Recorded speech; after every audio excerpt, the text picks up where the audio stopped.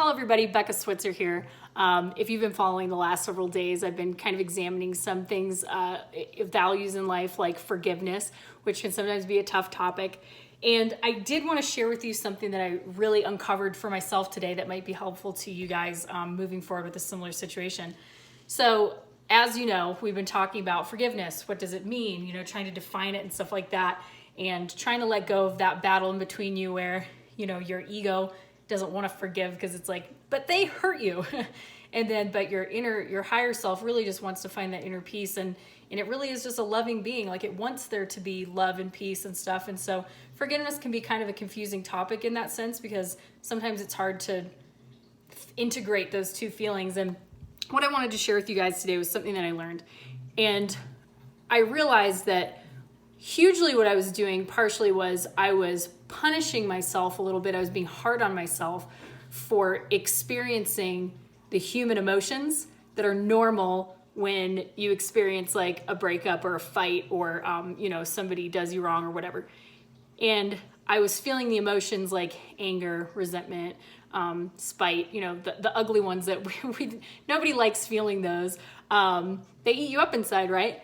But I was like almost trying to rush myself to get over those feelings, like almost telling myself, like, don't you know better? Aren't you better than this? Like, I thought you were a loving person. I thought you were a kind, compassionate, like forgiving person. Do kind, compassionate, forgiving people feel anger and resentment and bitterness and spite? And I was almost like a hurry up and heal. Come on, what's wrong with you? And I didn't realize that I was doing that to myself. And what I realized today was sometimes forgiveness takes time. Like, we have to give ourselves the opportunity to feel all the feelings that we feel, even the ugly emotions that are like this, and then one day you think you're fine, and then the next day you're like, ah, right? Like, whatever the situation is. And if we don't allow ourselves to feel those very normal, very valid emotions, we stunt our healing, or we never arrive at the destination of being able to truly forgive. That's when things come out like, I'm telling you that I forgive you, but you know good and well in your heart you don't mean it, right? Or, this is something that happened to me when I got divorced. Divorce is always an ugly situation, but I was not prepared for the grief that came, even though it was kind of my decision to move on. I really, really struggled with the feelings of grief. And I just didn't know any better. Instead of knowing that these feelings are normal and they're going to persist for a while, like this is a sad, ugly situation. There's a lot of emotions tied up into it. Instead of just allowing myself to feel those and letting them come and go and not judging myself for them, I was fighting them tooth and nail. And unfortunately at that time, and I know much better now, but unfortunately at that time, the only thing that my ego knew how to do to try to protect itself from this incredible pain was to lash out at the other person. Well, make it their fault, right? And I wasn't consciously doing this, of course. It was just, that's what the byproduct was. But what was happening was I was just desperately trying to make them wrong, make them the bad person, have them own up to their side of the street, because otherwise we wouldn't be in this mess. When really that was just my ego's trying to trick me into alleviating my negative feelings by putting it on the other person. And that was a byproduct of just not allowing myself to feel what I was feeling. And so I wanted to share that with you guys today, because this is like a huge revelation that I've had. Sometimes we're not ready to forgive yet, and that's okay. If little by little we kind of get there until we can acknowledge each of our feelings and be there for our feelings, right? It's like, hey, anger, I see you. You have every right to be angry. Tell me what you have to say. And another thing that gets it out, and you're like, that's totally valid. And I'm here for you, right? They talk about in Buddhism, like, be there for your pain, right? Like, hold your pain, cherish it. It's yours.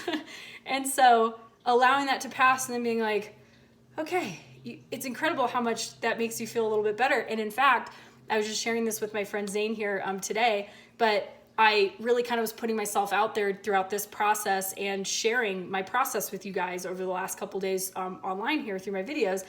And what I realized was really, really helping me was the part of me that I would normally be resisting, the part that is full of those ugly emotions, like the anger and the bitterness and the resentment and stuff like that, putting it all out there and being like, hey, I'm not perfect. I'm not Mother Teresa. I feel these ugly feelings, and right now I feel bitter. I feel hurt.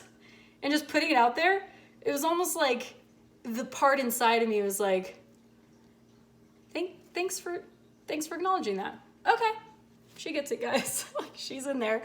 And so that was actually profoundly helpful for me, and just like letting go of some of those feelings and stuff like that. So all of this to say, we are human beings, and even the most conscious and elevated and loving of us, it's foolish and unhealthy for us to try to resist the feelings that come up, even the ones that we don't want to feel. We have to let ourselves feel those and not judge ourselves for them, understanding that it's just part of the human experience, and those feelings have something to tell you. So if you listen to them, and instead of acting on them, and that's something that I'm really trying to do over the last couple years of my life, is like, when I feel those feelings, instead of trying to bypass feeling them by projecting them onto somebody else and attacking the other person or saying something I would later regret or that's mean or whatever, and I still slip up sometimes, but it's like, sit with that feeling and then let it go. And then another one's gonna come, surely, and then let it go. And eventually, it kind of just diffuses, and you're left with your heart-centered self, which is just saying, yeah, that sucked, but you're okay, you're safe. And you still have love for everybody, because everybody's just like you. We can't judge people for not being as conscious as us, or like treating us the same way that we treat others. They're not us, right? And as much as we allow ourselves to feel disappointed when people do let us down, we're all human. Nobody's perfect. So that's a wrap for tonight, but I hope that was illuminating for some of you guys, or help some of you through some of the stuff that you're going through. I know it was profoundly helpful for me. So as always, love you guys. I'll catch you on the next one. Have a wonderful day. Bye.